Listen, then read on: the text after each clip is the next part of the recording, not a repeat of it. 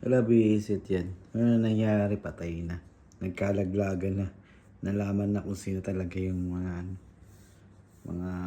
pinuno yata yun. Pinuno kung sino yung mga talagang ano, diba? Kaya pala hindi umuwi. Kasi hindi pinayagan. Diba? O nga naman, no? Ba't hindi pa makancel yung passport? Tapos, ayan na. Yan na yung resulta. So, antayin na lang tayo sa next na kabanata. Sinasabi nga, nakita ko na pod ko, no? Part 2. Oh, tamagang magandang labanan yan. So, sa total lang, wala mangyayari sa Pilipinas na ganyan yung nangyayari.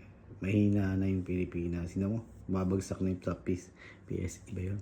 Kaya, ay nako. Sakit lang ang mga balita.